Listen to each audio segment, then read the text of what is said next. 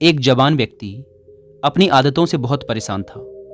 उसकी बुरी आदतों की वजह से उसका जीवन एकदम अस्त व्यस्त हो रखा था। वह अपने समय की बिल्कुल भी कद्र नहीं करता था। बस फालतू के कामों में पूरा दिन यूं ही बर्बाद कर देता। किसी के भी पास बैठ जाता और लंबी लंबी गप्पे मारकर अपना और दूसरों का भी समय बर्बाद करता, जिससे लोगों की नज़रों में उसकी बिल्कुल भी इज्जत नहीं थी। वह आलसी और कामचोर भी था।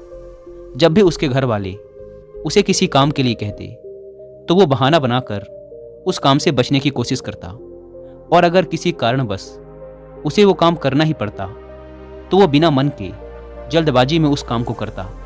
और जब घर वाले उसे कुछ समझाते या कुछ कहते तो वो अपनी गलती माने बिना उनसे बहस करता। वह हमेशा ही महत्वपूर्ण कामों और फैसलों को कल पर टाल देता और हर तरह की जिम्मेदारी से बचने की कोशिश करता। उसे लगता कि अगर मैं दोस्तों के साथ गप्पे मारूंगा तो मुझे खुशी मिलेगी, अगर मैं पूरे दिन आराम से घर में पड़ा रहूंगा तो मुझे खुशी मिलेगी, अगर मैं अपने ऊपर किसी भी प्रकार की जिम्मेदारी नहीं लूंगा और खाली रहूंगा तो शायद खुशी मिलेगी, अगर मैं सुबह देर तक सोता रहूंगा तो मुझे खुशी मिलेगी। उसने ये सब करके देख लिया। उसे थोड़ी देर के लिए तो खुशी मिलती, लेकिन फिर उसे पश्चाताप होने लगता। वह अपना समय बर्बाद करने के लिए खुद को कोसने लगता। उसका मन अशांत और उद्विग्न हो जाता। धीरे धीरे वो युवक भी अब ये समझने लगा था कि उसकी आदतें ही उसकी सभी समस्याओं की जड़ हैं। वह समझने लगा था कि काम को टालने और समय बर्बाद करने से कुछ नहीं होने वाला।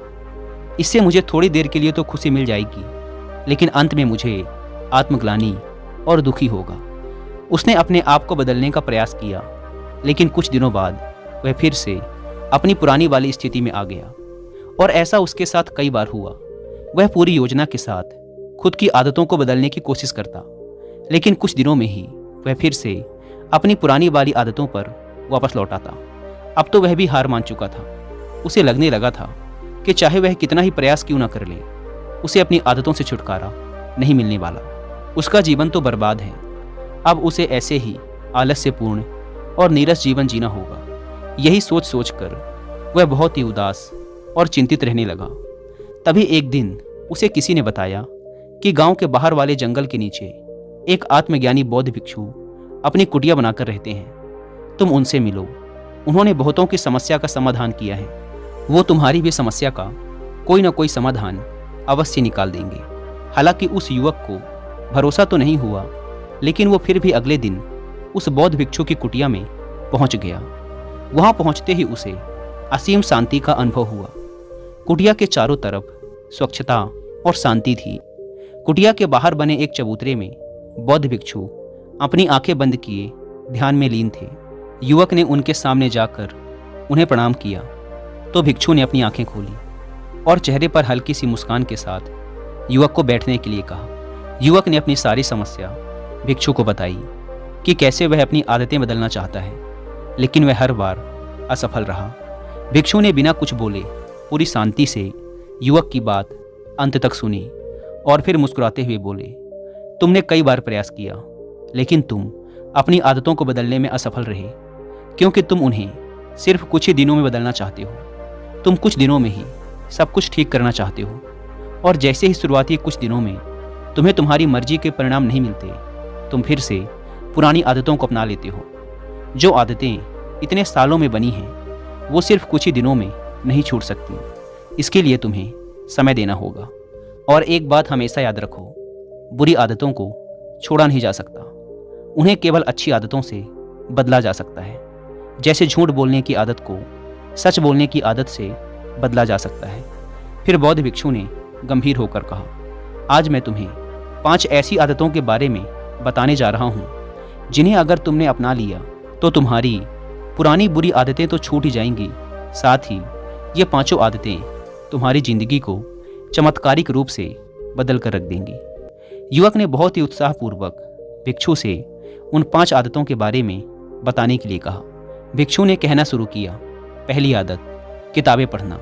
दुनिया के सारे प्रश्नों के उत्तर किताबों में छिपे हैं, क्योंकि आज जो प्रश्न तुम्हारे मन में उठ रहे हैं, आज से पहले बहुत से लोगों के मन में भी वही प्रश्न उठ चुके हैं, और उनमें से कुछ लोगों ने उन प्रश्नों के उत्तर खोजे और उनमें से भी कुछ लोगों ने उन उत्तरों को किताबों में लिपिबद्ध कर दिया, तो तुम उस पूरी प्रक्रिया से गुजरे बिना ही सिर्फ एक छोटी सी किताब पढ़कर अपने प्रश्नों के उत्तर पा सकते हो और उन्हें खुद के लिए प्रयोग कर सकते हो।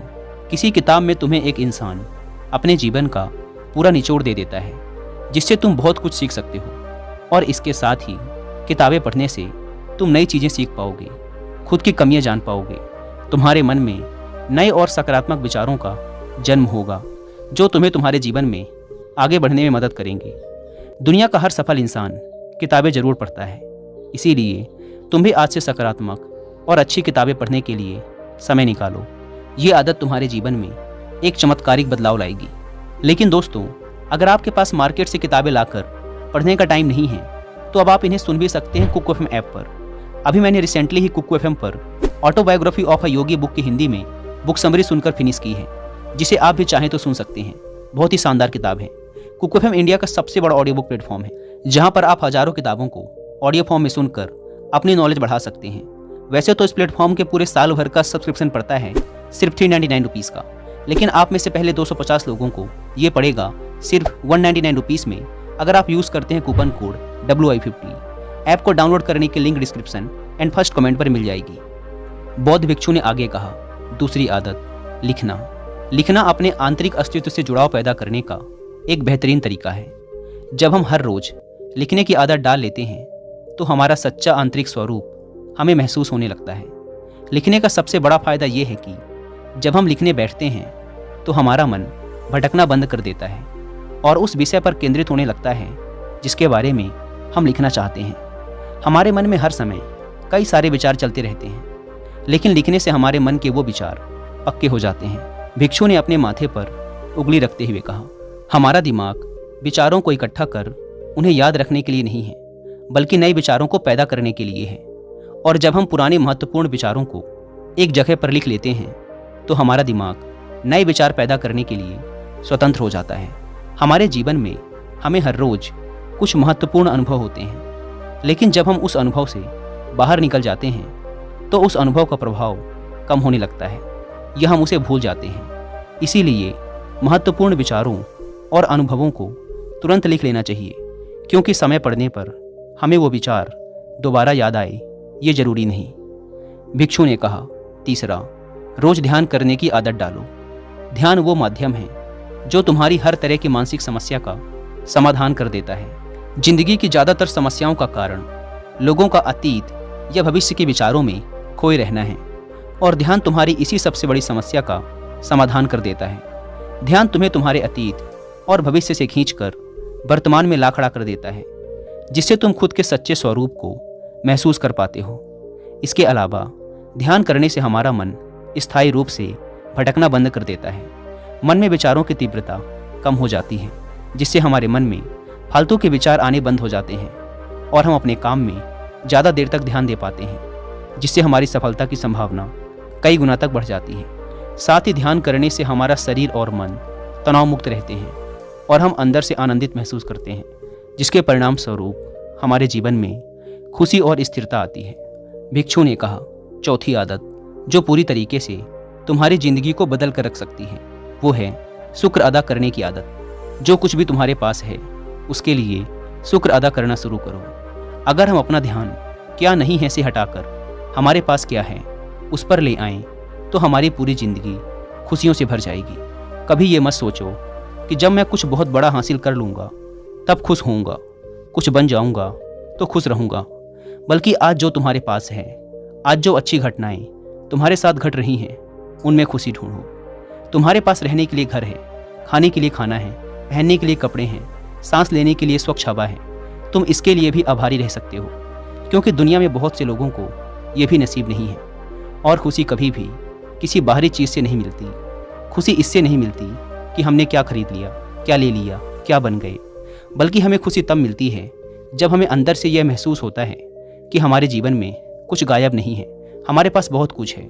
और जब हम उस पर ध्यान देते हैं और आभार व्यक्त करने की आदत हमें बार बार यही याद दिलाती है कि हमारे जीवन में कोई कमी नहीं है, बल्कि हमारे पास तो बहुत कुछ है। भिक्षु ने थोड़ा गंभीर होकर कहा, 5 आदतों में कोई एक आदत जो मैं कहूँगा कि तुम्हें जरूर अपनानी चाहिए, वो है आभार व्यक्त करने की आदत, क्योंकि यही वो आदत है जो तुम्हारी जिंदगी को सबसे ज़्यादा सकारात्मक तरीके से बदल कर रख सकती है। भिक्षु ने कहा, 5वीं आदत, जो तुम पाना चाहते हो उसके बारे में पूरे विश्वास के साथ सोचना शुरू कर दो। तुम विचार करो कि वो चीज़ तुम्हें मिल गई है, फिर तुम कैसा महसूस करोगे, कैसा व्यवहार करोगे। वैसा ही व्यवहार आज करो। खुद को उस सफलता और उस चीज़ को जिसे तुम पाना चाहते हो उसे हासिल करता हुआ देखो और महसूस करो। हमारे मन में जिस तरह के विचार उठते हैं, जिन चीज़ों के ये सपने देखता है, ये उन चीज़ों को पाने की कोशिश शुरू कर देता है, उन्हें अपनी तरफ आकर्षित करता है।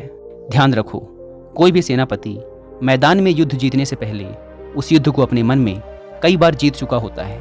इसी प्रकार सफलता हासिल करने से पहले हमें उस सफलता को कई बार अपने मन में घटित करवाना होता है। इसीलिए जो भी बनना या पाना चाहते हो उसके बारे में अपने मन में पूरे विश्वास के साथ सोचना और महसूस करना शुरू कर दो। अगर तुमने इन 5 आदतों को अपनी ज़िंदगी का हिस्सा बना लिया तो तुम्हारी ज़िंदगी चमत्कारिक रूप से बदलना शुरू हो जाएगी।